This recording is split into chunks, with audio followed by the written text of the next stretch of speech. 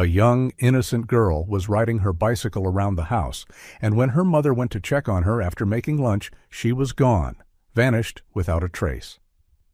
But 12 years later, workers renovating a property's garage discover something shocking beneath the concrete floor, a finding that would change everything.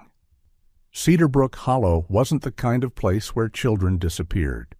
The quiet, forested town nestled in the Pacific Northwest had always prided itself on its safety and community spirit.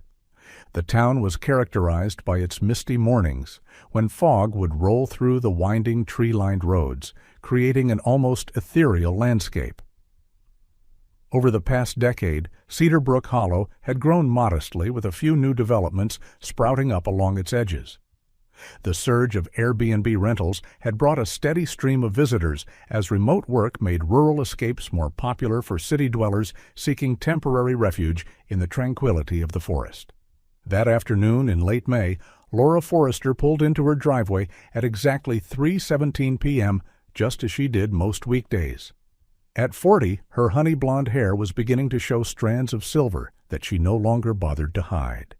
The lines around her eyes had deepened over the years, etched there by a grief no parent should ever have to bear.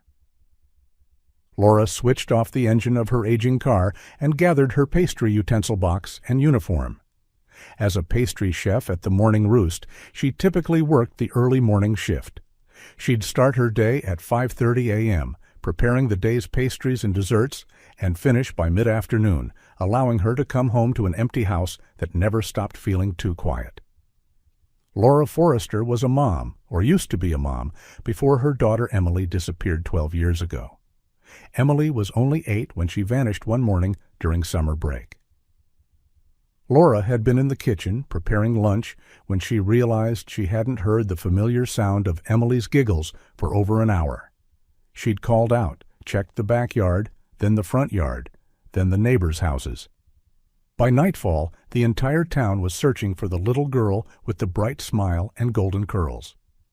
In the aftermath, Laura's husband couldn't bear the weight of their shared grief. He blamed Laura for not watching Emily closely enough, for being in the kitchen instead of outside with their daughter. 6 months after Emily's disappearance, he filed for divorce and moved to Seattle, leaving Laura alone with her guilt and a house full of memories.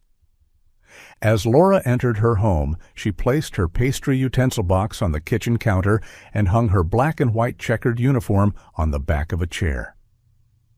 The house was quiet as always. She was about to head upstairs for a shower when her phone rang.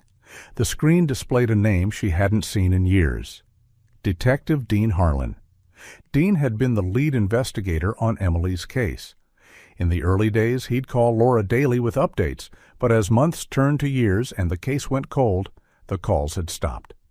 Now, Laura often had to reach out to the police department herself, only to be told there were no new leads. Her heart raced as she answered. "Detective Harlan?" "Miss Forrester, good afternoon."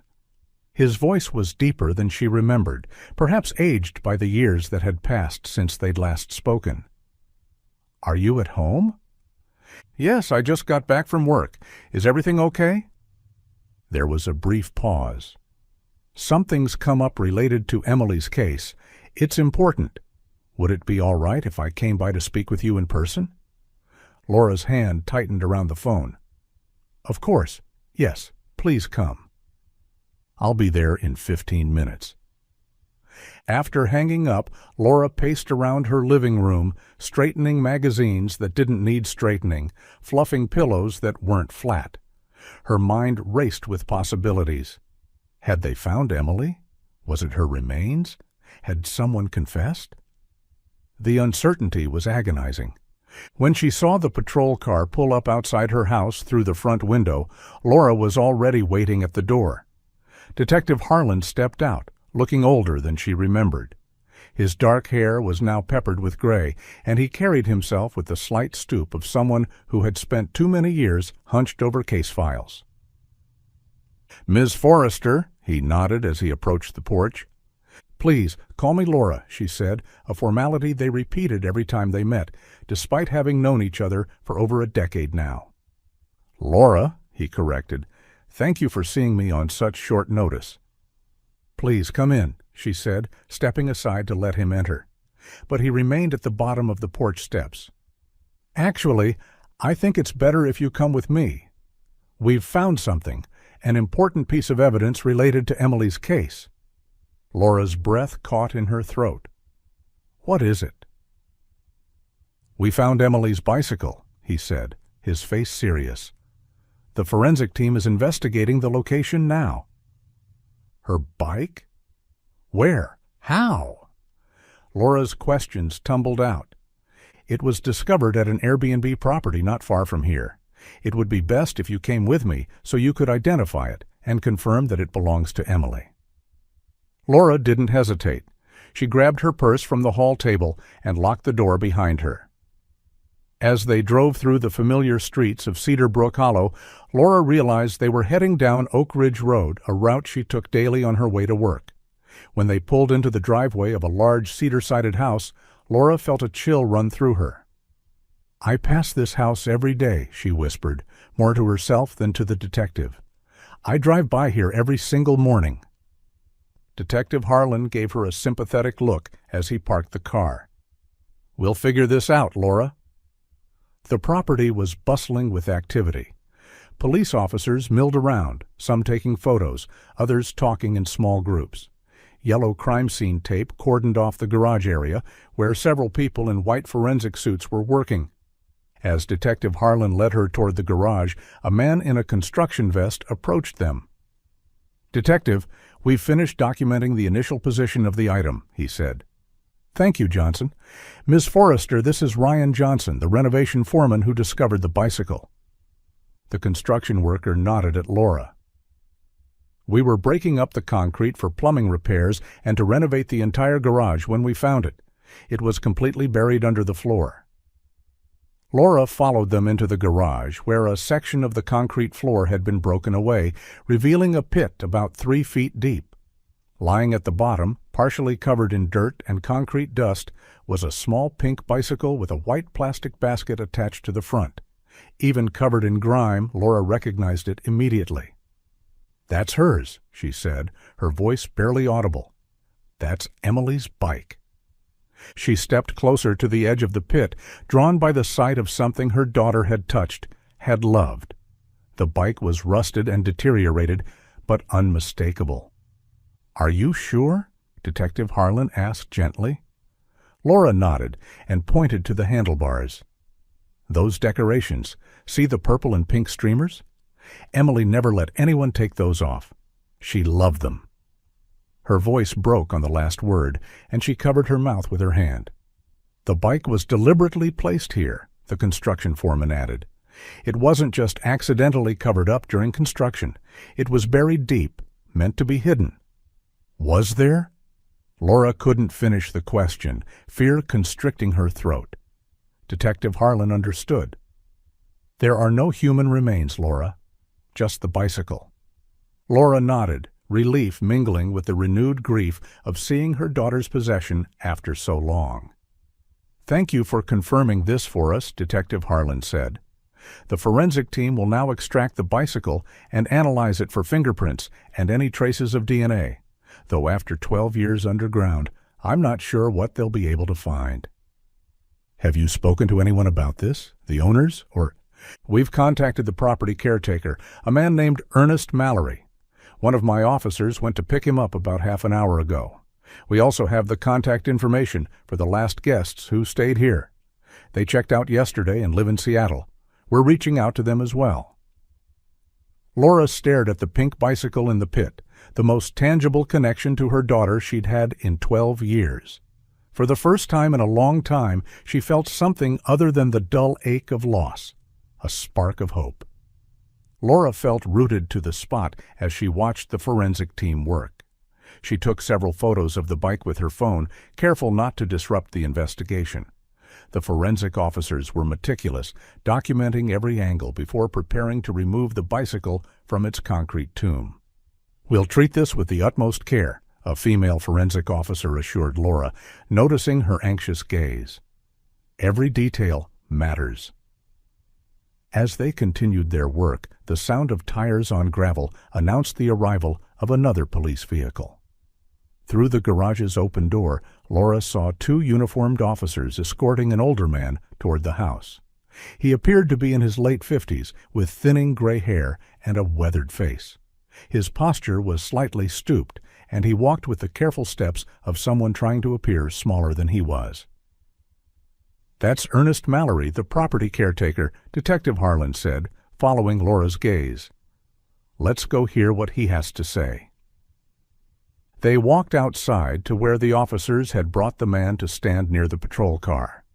Up close, Ernest Mallory looked even more weathered, with deep creases around his mouth and eyes that darted nervously between the detective and Laura. "Mr. Mallory," Detective Harlan began, "I'm Detective Dean Harlan, lead investigator in the Emily Forrester disappearance case.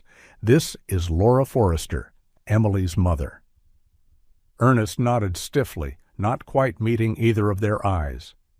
"I heard something was found. The officers wouldn't tell me much, just that I needed to come here right away." "We've discovered a child's bicycle buried under the concrete floor of the garage," Detective Harlan explained. "It has been identified as belonging to Emily Forrester, who disappeared 12 years ago at the age of 8. Ernest's eyes widened. "A bicycle under the concrete?" His voice rose slightly. "I don't know anything about that. I'm just the caretaker. I deal with the guests and property upkeep, that's all. But I do know the owner ordered a renovation on his garage." "How long have you been working as the caretaker for this property?" Detective Harlan asked.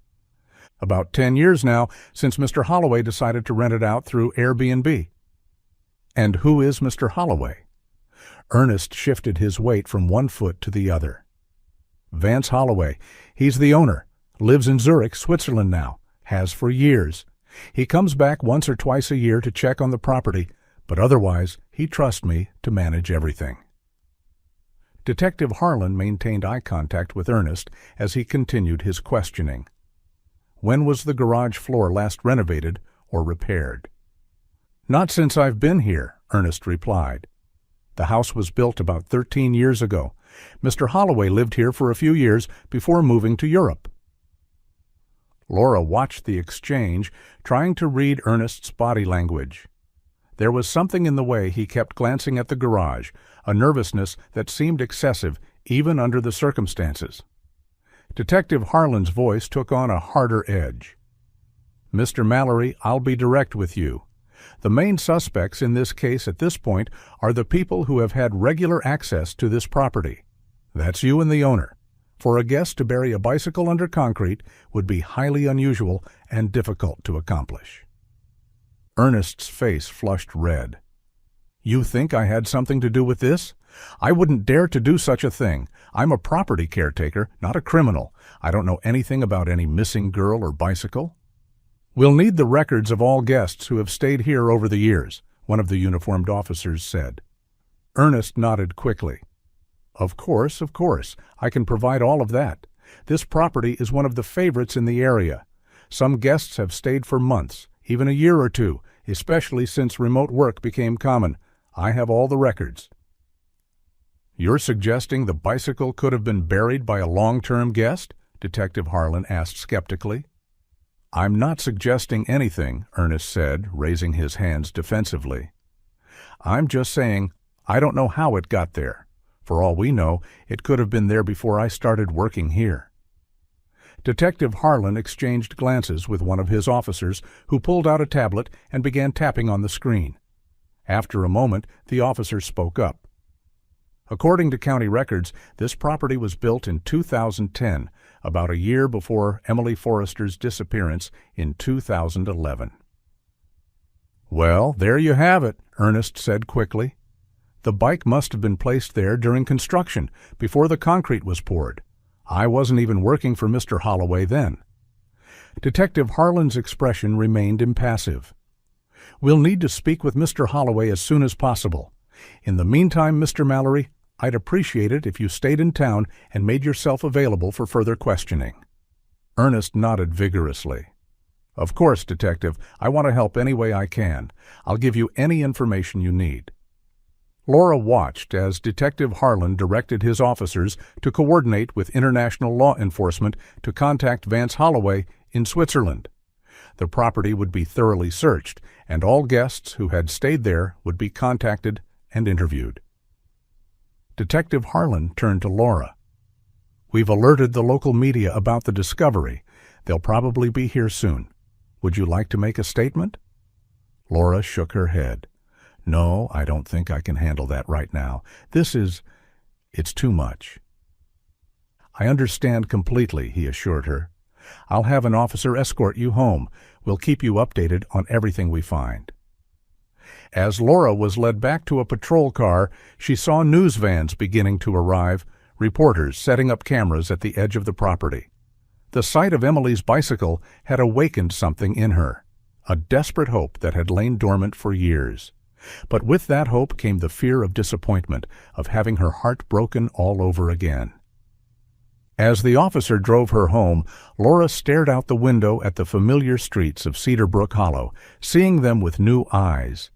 Somewhere in this town, perhaps, were answers about what had happened to her daughter, and for the first time in 12 years, she felt like she might actually find them. Back at home, Laura thanked the police officer for the escort and went straight to her bedroom.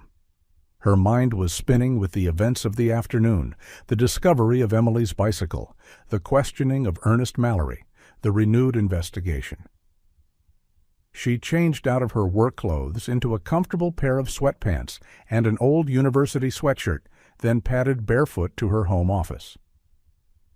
The room that had once been Emily's bedroom had been converted into a workspace years ago, when Laura could no longer bear to pass the door every day and see her daughter's things untouched, waiting for a return that never came. The walls were now a neutral beige instead of the bright yellow Emily had chosen, but Laura had kept a few of her daughter's drawings framed on the wall, unwilling to erase her completely. Laura sat down at her computer and logged into the online forum she had frequented for the past decade. Missing Children's Support Community. The group had become a lifeline for her over the years, connecting her with other parents who understood her pain and helping her navigate the complicated emotions that came with having a missing child. Her hands trembled slightly as she created a new post. Today, after 12 years, police found Emily's bicycle buried under concrete in the garage of an Airbnb rental property in town. "I drive past this house every day on my way to work. The investigation is ongoing. I'm feeling overwhelmed with emotion, but wanted to update all of you who have supported me for so long. This could be the break we've been waiting for." She attached one of the photos she had taken of the bicycle in the pit and hit post. Almost immediately, notifications began to pop up as members of the community responded with messages of support and hope. As Laura scrolled through the replies, a notification appeared for her private messages. She clicked on it, expecting a message from one of the forum moderators or a longtime member she had become close with. Instead, what she saw made her gasp in shock and horror. The message contained a photo, one she recognized as a picture she had shared on the forum years ago of Emily riding her pink bicycle in front of their house. But this version had been grotesquely altered. Emily's smiling face had been replaced with what appeared to be a dead pig's head crudely photoshopped onto her daughter's body. "Oh my God," Laura whispered, her hand covering her mouth. Below the disturbing image was a short video clip. With trembling fingers, Laura hit play, immediately regretting her decision. The video showed someone chopping what appeared to be a pig's head, then wrapping it in transparent plastic wrap. The footage was grainy and poorly lit, but clear enough to be deeply disturbing. Accompanying the media was a message. "Your daughter's as dead as this pig. Just accept it and live with it." Laura felt bile rise in her throat. She slammed her laptop closed and rushed to the bathroom, barely making it before she vomited into the toilet. She retched until there was nothing left, then slumped against the cool tile wall, shaking. After several minutes, she gathered her strength and returned to the computer. She needed to document this before reporting it to Detective Harlan. Steeling herself, she opened the laptop again and took screenshots of the message, the altered photo, and the video. Then she typed a reply. "Who are you? If you're man enough to send this filth, you should be man enough to reveal yourself. Who would do something so cruel to a mother who has suffered for 12 years?" She clicked on the sender's username, hoping to find some information about who might have sent such a horrible message, but the profile was private. There were no followers or following counts visible, suggesting the account had been newly created solely for the purpose of sending her this message. Laura paced around the room, trying to calm her racing heart. After a few minutes, she returned to the computer and forced herself to watch the video again, this time looking for any details that might help identify the sender. She paused the video at various moments, carefully examining the background. There wasn't much to go on, just what appeared to be a wooden surface in an outdoor setting, possibly a table or butcher block. In the corner of one frame, she caught a glimpse of what might have been a type of pine tree visible through a window. Laura shared the photo and the video with the community and sent them to the detective too, hoping someone might recognize something she had missed. She posted it with a message explaining what had happened and asking for help identifying the account or any clues in the footage. As she was uploading her post, her phone rang. It was Detective Harlan. "I just saw what you sent me," he said without preamble. "When did you receive this?" "Just now," Laura replied, her voice steadier than she expected. "I posted an update about finding Emily's bike on my support forum, and this appeared in my private messages almost immediately. I've got our tech team analyzing the video and trying to trace the account," Detective Harlan said. "One thing I noticed right away, the trees in the background of the video look like European alpine evergreens, not the species we typically see around here. Do you think it could be the property owner?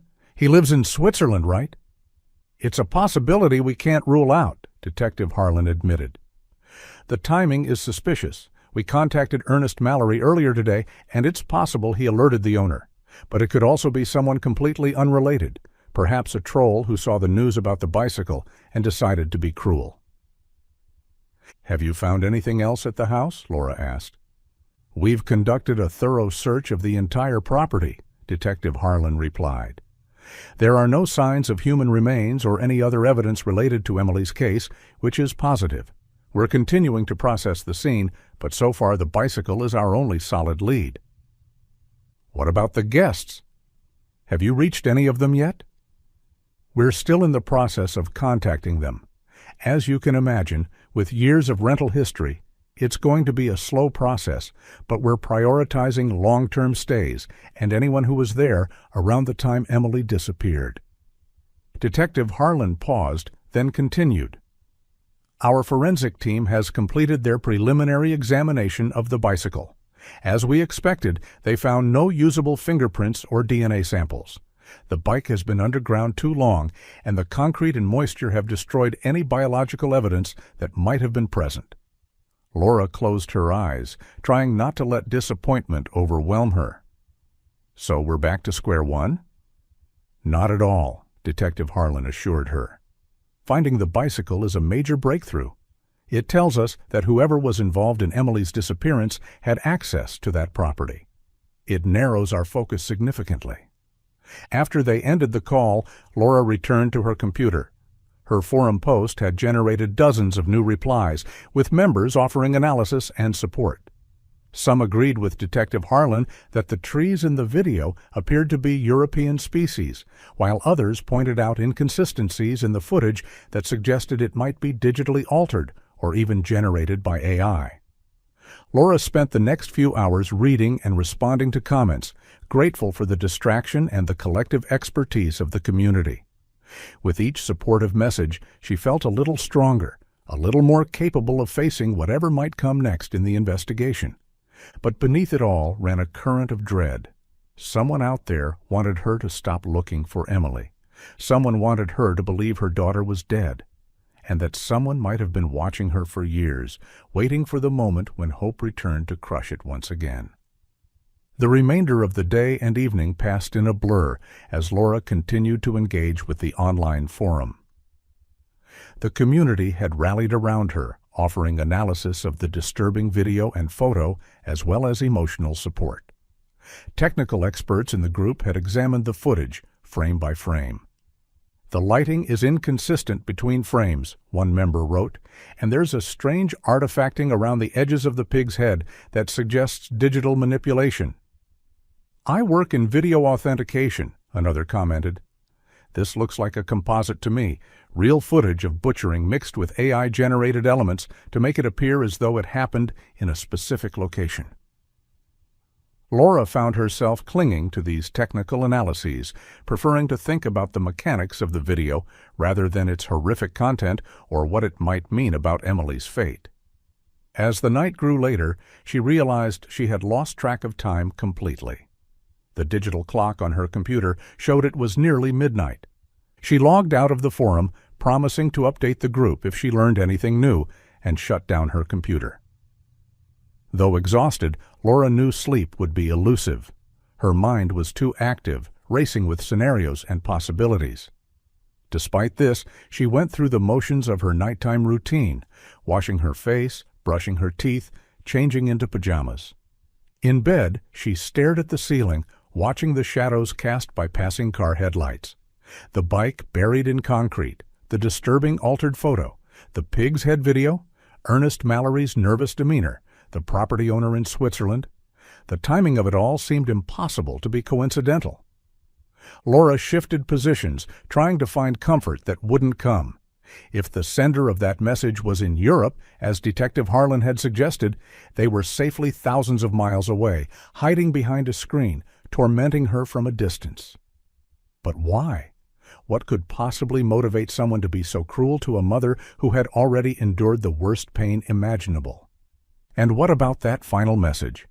Just accept it and live with it. Was it meant to suggest that Emily was truly gone, that Laura should abandon her hope? Or was it a threat, a warning to stop pursuing the truth now that evidence had been found?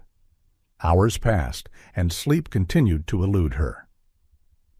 Laura watched the digital numbers on her bedside clock change. 1:17 a.m., 2:42 a.m., 3:28 a.m. By 4 a.m., she had given up entirely. "This is ridiculous," she muttered to herself, switching on the bedside lamp. If she couldn't sleep, at least she could be productive. Laura got out of bed and changed into black jeans and a soft green sweater. She gathered her pastry utensil box, her chef's uniform, and her purse. It wasn't unusual for her to arrive at the morning roost early, though 4 a.m. was extreme even by her standards. But the bakery owner, Marge, had given Laura her own key to the back door years ago, trusting her completely with the business she had built over 3 decades. "The ovens don't care what time it is," Marge had told her, "and neither do I, as long as the pastries are good." The bakery had become Laura's sanctuary in the years after Emily's disappearance. There was something therapeutic about the precise measurements, the physical work of kneading dough, the transformative magic of heat, turning simple ingredients into something beautiful. In the kitchen, Laura could focus on creating something tangible, something that brought joy to others when she had been unable to protect what mattered most to her. She loaded her supplies into her car and backed out of the driveway. The streets of Cedar Brook Hollow were deserted at this hour, the only illumination coming from the occasional streetlight, and the faint glow of dawn beginning to lighten the eastern sky. Laura drove slowly, her mind still processing the events of the previous day. Perhaps by the time she finished her shift, there would be news from Detective Harlan. Perhaps they would have identified the sender of that horrible message or found some evidence on the bicycle that had been overlooked initially. As Laura drove the familiar route to the bakery, her headlights swept over the empty road ahead. The town was silent, most residents still hours away from waking. She followed the winding street that led toward downtown, automatically slowing as she approached the curve near the Airbnb house where Emily's bicycle had been found. Something caught her attention as she neared the property, a light visible through the trees, coming from one of the house's windows. Laura frowned. Detective Harlan had told her the property was under police investigation and no one should be there. As she watched, the light suddenly went out, plunging the house back into darkness. "That's odd," Laura murmured to herself. The police might have left an officer to guard the scene, but why would they be turning lights on and off at 4 a.m.? Acting on instinct, Laura slowed her car and turned onto the private road that led to the house. She drove cautiously, keeping her headlights on but approaching with care. As she drew nearer, she spotted a white van parked near the side of the house. It wasn't a police vehicle. Laura parked her car a short distance away and switched off the engine. She debated whether to call Detective Harlan immediately, but decided to get a closer look first. If it was nothing, she didn't want to wake him at this hour for no reason. She stepped out of her car quietly, closing the door with a gentle push rather than a slam. The pre-dawn air was cool and damp against her skin as she moved toward the house, staying close to the tree line for cover. As she approached, Laura saw movement near the front of the property. A figure was walking hurriedly from the house toward the white van. Ernest Mallory, the caretaker. Even in the dim light, she recognized his stooped posture and nervous gait. Ernest was carrying something, though Laura couldn't make out what it was from her distance. He placed the item in the van and turned back toward the house, then froze as he heard the sound of Laura's footsteps on the gravel driveway. "Who's there?" he called out, his voice tight with alarm. Laura hesitated, then stepped into view. There was no point in hiding now. "It's Laura Forrester," she said, walking toward him. "Emily's mother." Ernest's face was difficult to read in the darkness, but his body language spoke volumes. His shoulders tensed, and he took a half-step back toward his van. "What are you doing here at this hour?" he asked, his voice strained. "I could ask you the same thing," Laura replied, stopping a few yards away from him. "I thought this property was off-limits during the investigation. I was driving to work and saw lights on." Ernest shifted his weight from one foot to another. "Mr. Vance, Mr. Holloway asked me to retrieve some important documents from the house, insurance papers and property records that the police need for their investigation. He got permission for me to collect them." Laura studied him, noticing how his eyes darted around, never settling on her face for more than a second. "At 4 a.m? "Mr. Holloway is in Switzerland. It's already mid-morning there," Ernest said quickly. "He called when he woke up and heard about what was happening. Said the police needed these papers right away, and I should get them as soon as possible." The explanation sounded plausible, but something about Ernest's manner made Laura uneasy. He seemed too nervous, too eager to justify his presence. "I'm just following my employer's instructions," Ernest continued, moving toward the driver's side of his van. "I need to deliver these papers to the police station now. You shouldn't linger around here, Miss Forrester. This is a crime scene." Laura nodded slowly. "I'm heading in the opposite direction anyway," she said, pointing back toward the road she had come from. "I'm on my way to work."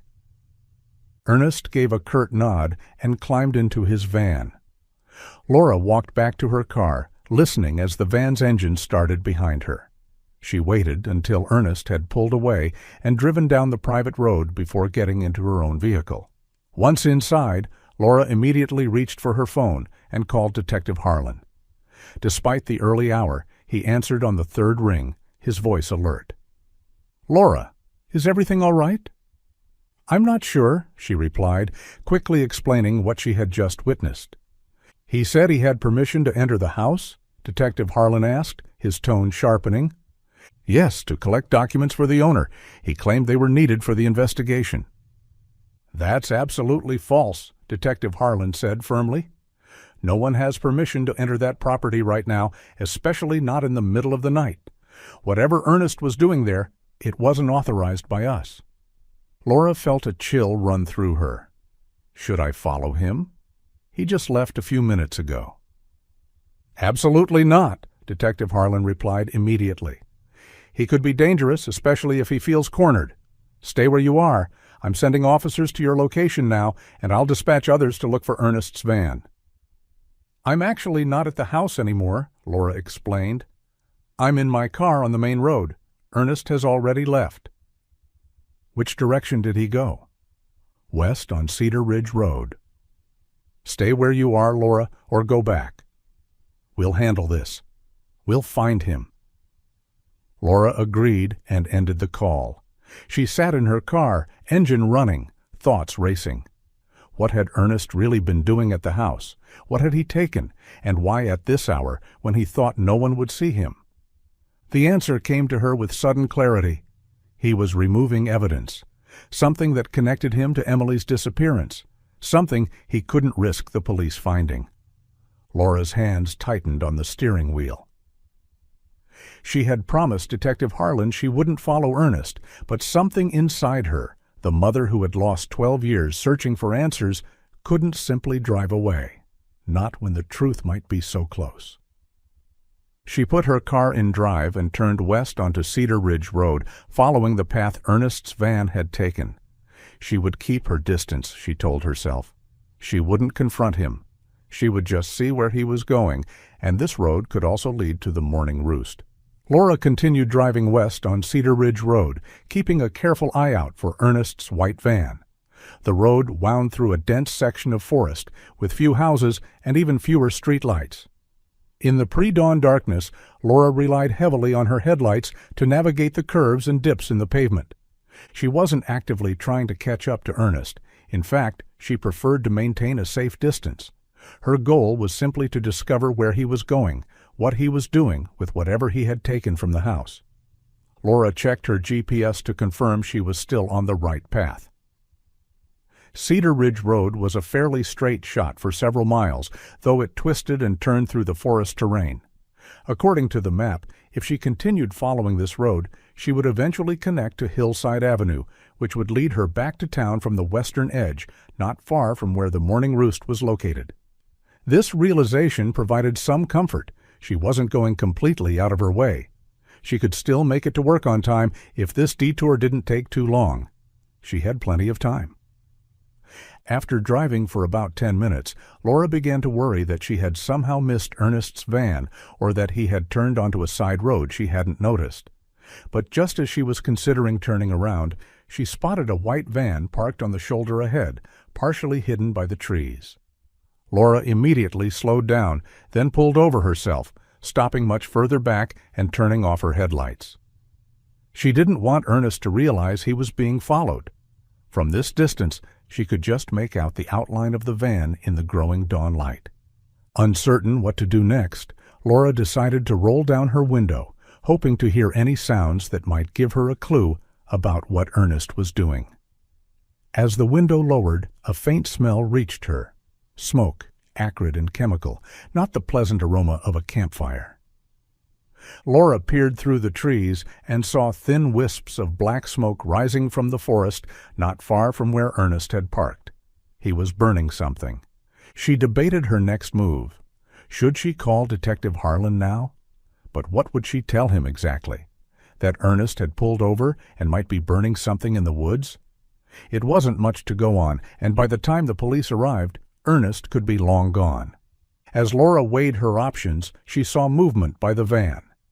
Ernest emerged from the trees, carrying what appeared to be a metal barrel. Even from this distance, Laura could see that it was a burn barrel, the kind used for safely containing fires when burning yard waste.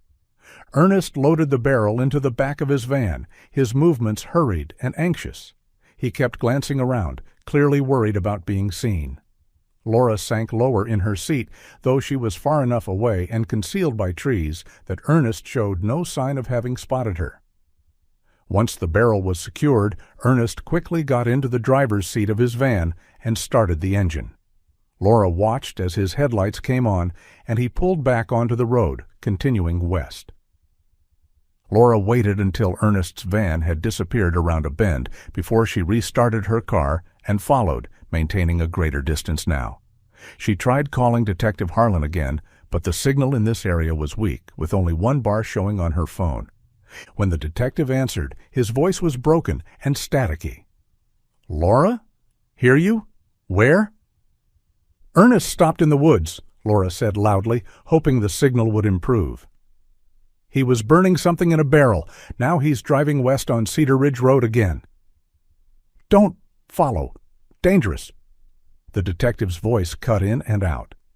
"Police, coming." "I can't hear you clearly," Laura replied. "I'll try to call again when I have better signal."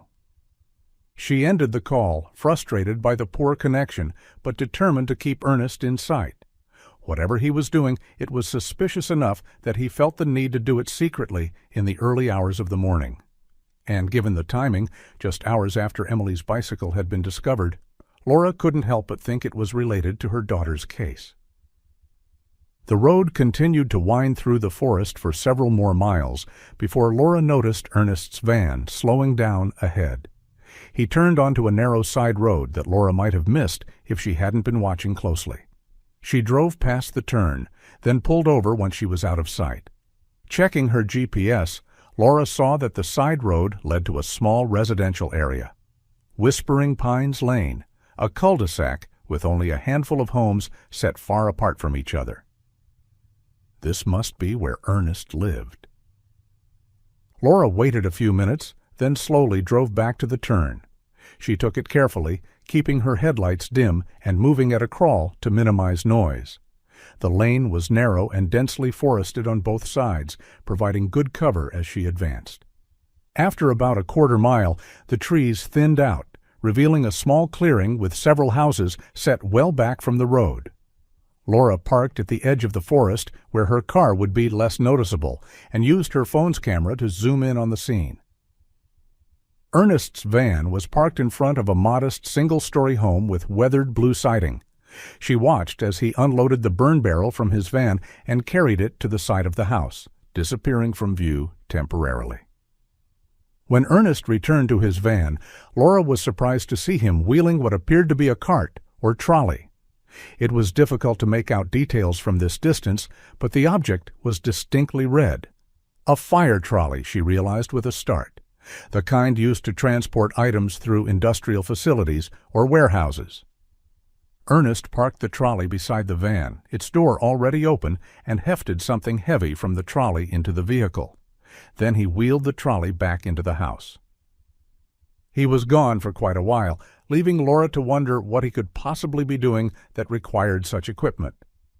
She checked her phone again, hoping the signal had improved, but still showed only one bar.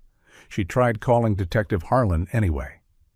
"Detective, I'm on Whispering Pines Lane," she said as soon as he answered, speaking clearly and hoping he could hear her. "Ernest lives here. He's brought the burn barrel to his house, and now he has some kind of red trolley. I think he's moving something heavy." This time, the detective's voice came through more clearly. "Laura, listen to me. This is extremely dangerous. I need you to leave that area immediately. Our officers are on their way, but it will take them time to reach that location. Do not approach Ernest or his property." "I won't," Laura promised. "I'm staying in my car, well hidden." "I understand," Detective Harlan said, his tone softening slightly. "But your safety is paramount. Please, start driving back toward town now. We'll handle Ernest." Laura hesitated, torn between her desire to see what Ernest was doing and her recognition of the potential danger. "All right," she said finally. "I'm leaving now." But as she prepared to start her car, Laura saw Ernest emerging from his house again, pushing the fire trolley toward his van. Laura kept her gaze fixed on Ernest's house, watching as he struggled with the fire trolley at his van. He seemed to be unloading something heavy from the trolley into the vehicle, his movements labored and awkward. From her vantage point, Laura could see him bending and straining, but couldn't make out what he was handling. Once he had finished, leaving the van's rear doors open, Ernest pushed the empty trolley back toward his house. Laura quickly snapped several photos with her phone, zooming in as much as the device would allow. The images were grainy in the dim early morning light, but they might provide valuable evidence later. Why would he be moving heavy items at this hour, she wondered aloud. Especially right after the police found Emily's bicycle? The questions swirled in her mind as she continued to watch Ernest's house. After several minutes, he appeared again, pushing the trolley toward his van for the third time. Like before, he struggled to transfer whatever was on the trolley into the vehicle. This is the third trip, Laura thought. Once Ernest had completed the transfer, he loaded the trolley itself into the van before closing the doors. He then walked to the driver's side door and climbed in. She checked her phone signal again and called Detective Harlan, keeping her voice low despite the distance between her and Ernest's property. "Ernest is loading something from his house into his van using a fire trolley," she reported as soon as the detective answered. "He's made one trip already and has gone back inside for more." "Where exactly are you now?" Detective Harlan asked, his voice tense. "Still on Whispering Pines Lane, parked at the edge of the trees. I'm a good distance from his house. He can't see me. But he's getting in the van," Laura said urgently. "I think he's about to leave." "Our officers are still several minutes out," Detective Harlan responded. "Can you see which direction he's heading without being spotted?" "Yes, there's only one road out of this cul-de-sac. He'll have to pass by me to leave." Laura watched as Ernest started his van and began to drive slowly down the lane toward the main road. She ducked down in her seat as the van approached, not wanting to be seen.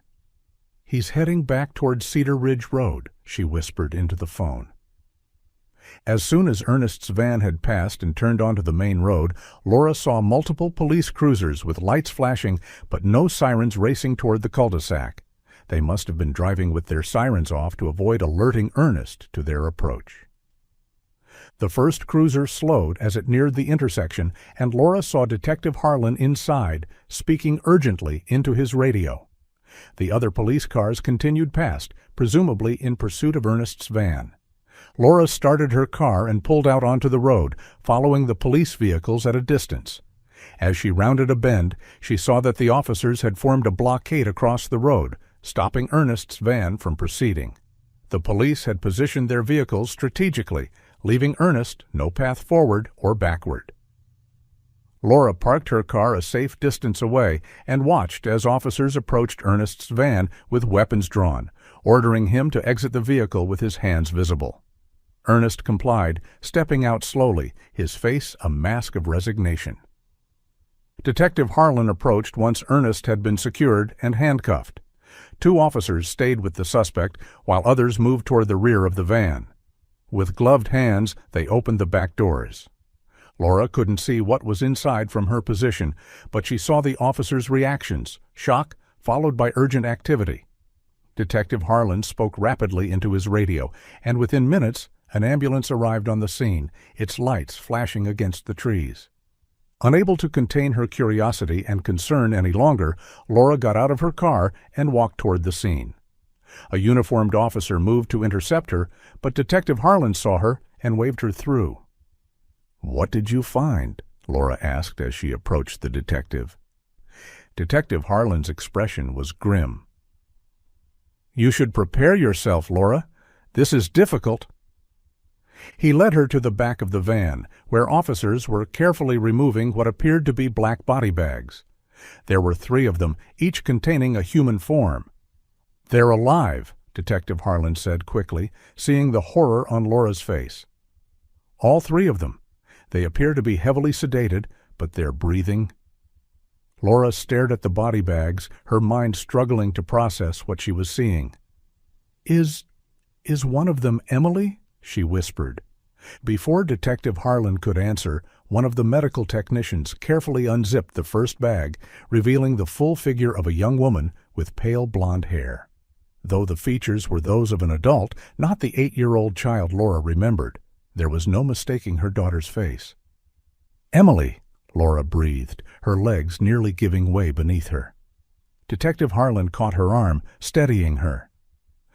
"We need to get them to the hospital immediately," a paramedic called out. "They're stable, but heavily drugged."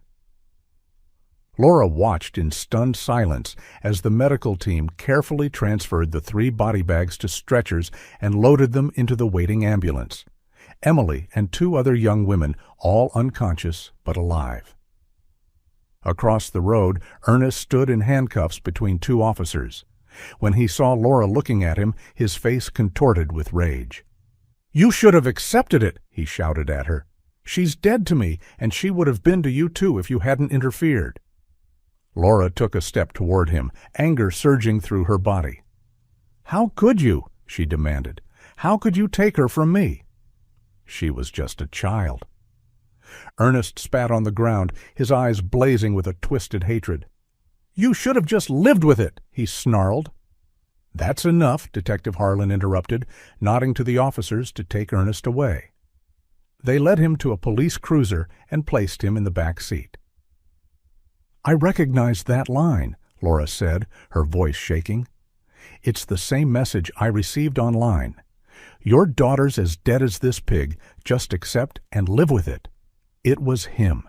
He sent me that horrible message and video. "We'll add that to the charges," Detective Harlan assured her. "Right now, the priority is getting those women medical attention. Would you like to ride in the ambulance with Emily?" Laura nodded, unable to speak through the tightness in her throat.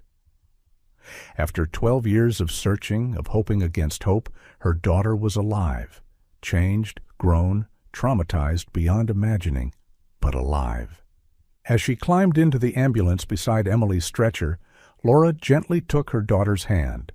It was larger than she remembered, the fingers longer, the nails neatly trimmed, but unpolished. This was not the hand of the 8-year-old who had ridden away on her pink bicycle, but the hand of a young woman who had endured unimaginable horrors. "I'm here, Emily," Laura whispered, squeezing gently. "I never stopped looking for you. I never gave up." As the ambulance doors closed and the vehicle began to move, Laura held tight to her daughter's hand, vowing never to let go again. The ambulance raced through the morning streets of Cedar Brook Hollow, its siren cutting through the quiet dawn. Laura sat beside Emily's stretcher, holding her daughter's hand and studying her face. A face that had matured from the round-cheeked child in her memories to a young woman of 20. Emily's features were peaceful in unconsciousness, her breathing steady. The paramedic had assured Laura that her vital signs were stable, though they wouldn't know the full extent of her condition until they reached the hospital and doctors could perform a proper evaluation. "How long will she be unconscious?" Laura asked the paramedic who was monitoring Emily's vital signs. "Hard to say without knowing exactly what she was given," the paramedic replied. "But judging by her reactions to stimuli, I'd expect her to start coming around within a few hours once the drugs begin to wear off." The ambulance pulled into the emergency entrance of Cedar Brook Memorial Hospital, where a team of medical staff was waiting. The doors swung open, and Emily's stretcher was quickly unloaded and wheeled into the building, Laura following close behind. "We'll take her to Trauma Room 2, a doctor in blue scrubs directed. "The other 2 victims are in rooms 1 and 3. Laura listened as the paramedic briefed the hospital staff on Emily's condition, relaying vital signs and their observations during transport. The medical team worked efficiently, transferring Emily to a hospital bed and connecting her to monitors that displayed her heart rate, blood pressure, and oxygen levels. She waited outside until, after a while, a nurse approached and gently touched Laura's arm. "Ms. Forrester, the police would like to speak with you." Laura followed the nurse to a private waiting area where Detective Harlan was already waiting for her. "How is she?" he asked, as Laura sat down heavily in a chair across from him. "Stable," Laura replied, her voice distant. "Still unconscious. They're examining her now." Detective Harlan nodded. "We have officers stationed outside each of the women's rooms. They're safe now."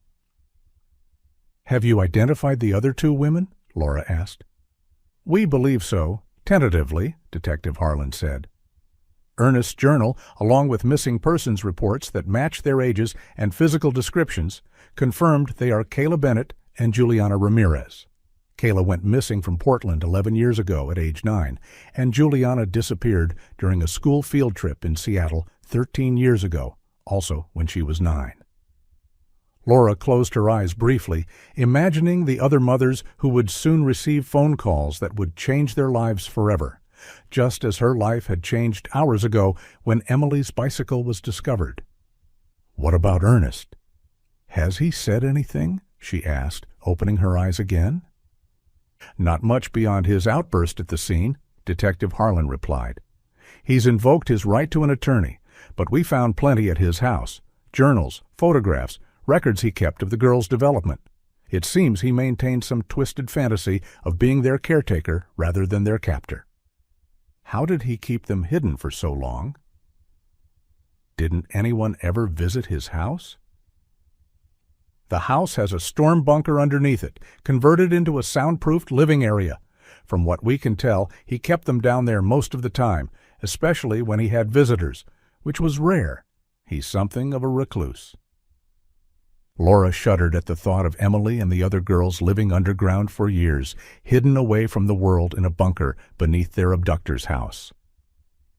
"We also found his laptop," Detective Harlan continued. "Our tech team has confirmed he was the one who sent you that manipulated photo and video. He created a new account just for that purpose. The video was, as some of your forum members suspected, digitally altered using AI to make it appear as though it was filmed in Europe." To throw suspicion on the property owner, Laura realized. Exactly. He was trying to shift the focus away from himself.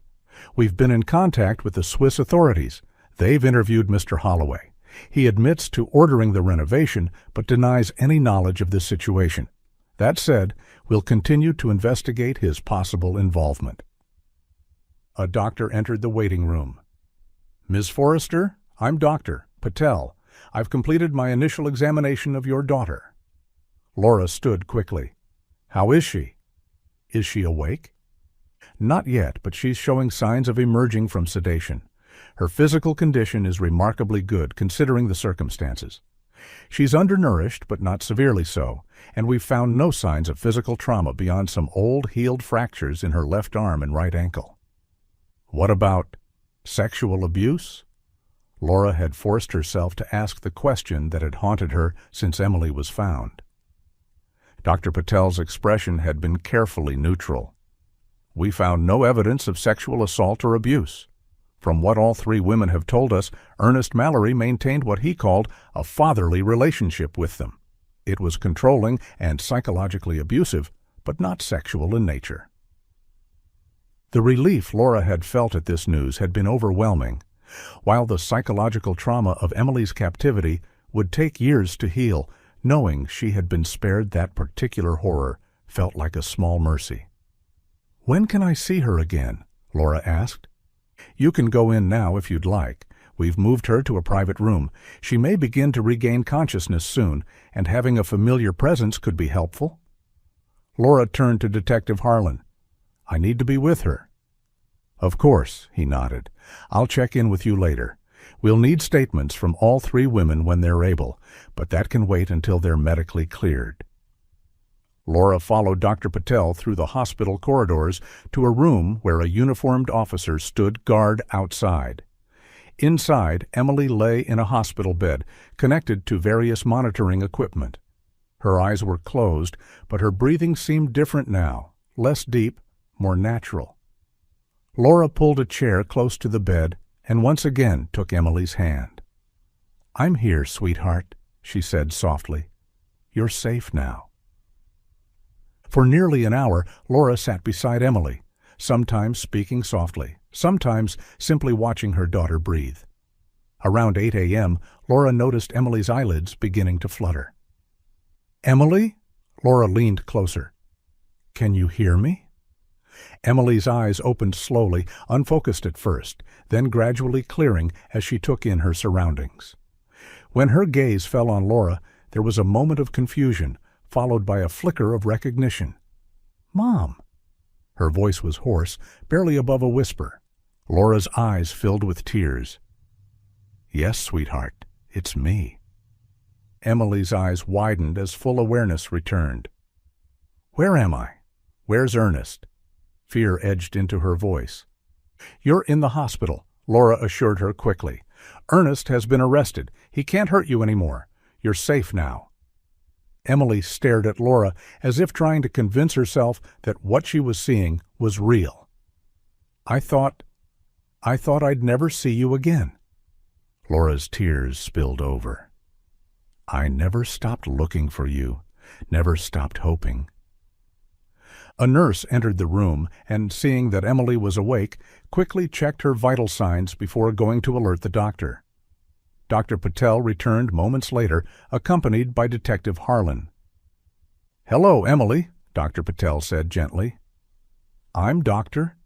Patel. How are you feeling?" "Dizzy," Emily replied. "Tired, but okay." "That's normal. The medication you were given is still wearing off. We're going to take very good care of you." Detective Harlan stepped forward. "Emily, I'm Detective Harlan. I don't want to overwhelm you, but when you feel up to it, we'd like to ask you some questions about what happened." Emily nodded slowly. "The other girls, Kayla and Jules, are they here too? Are they okay?" "Yes, they're both here, and they're both safe," Detective Harlan assured her. "They're still unconscious, but the doctors expect them to recover just like you." Emily seemed to relax slightly at this news. "Good. I promised I'd keep them safe." Laura squeezed her daughter's hand. "You did, sweetheart. You all kept each other safe. And now you're home." Dr. Patel gently intervened. "Emily needs rest, but if she feels up to answering a few questions first, that might be helpful for the investigation." Emily nodded. "I want to help. I want him to stay locked up forever." "Can you tell us how Ernest took you?" Detective Harlan asked, pulling out a small notebook. Emily's gaze grew distant as she recalled that day 12 years ago. "I was riding my bike around our house. It was summer vacation, and Mom was inside making lunch." She glanced at Laura. "Ernest drove by in his truck. He stopped and offered me a candy bar. Then he asked if I wanted to see his cat that had just had kittens." Laura closed her eyes briefly, imagining the scene, her bright, trusting daughter being lured by such a common predator's tactic. "I said no at first," Emily continued, "but he said the kittens were in a garage nearby and I could bring my bike. I really wanted to see the kittens." Her voice broke. "There weren't any kittens. When we got to the empty house, I guess it was the Airbnb place before it was finished, he gave me a drink. It tasted funny, but I was thirsty from riding my bike. Then I got really sleepy." Detective Harlan nodded, making notes. "And then he took you to his house?" "Yes, to the bunker underneath. That's where I met Kayla. Jules came later. He told us there was a war outside, that our parents were dead, and he was protecting us." Emily's voice hardened. "But we figured out he was lying. We saw newspapers sometimes when he was careless. We knew there was no war." Laura listened, horrified but grateful that Emily was coherent enough to provide this information. The fact that she could recall these details clearly suggested her mind was intact despite the trauma and years of captivity. "Did he ever tell you why he took you?" Detective Harlan asked. Emily was quiet for a moment. "He said he was saving us from bad parents who didn't watch us closely enough, who didn't deserve us." She looked at Laura apologetically. "I knew that wasn't true about you, Mom. I knew you loved me." "We've been going through Ernest's journals," he'd told Laura during one such visit. "They provide a disturbing glimpse into his mindset. He believed he was rescuing girls from what he perceived as neglectful families.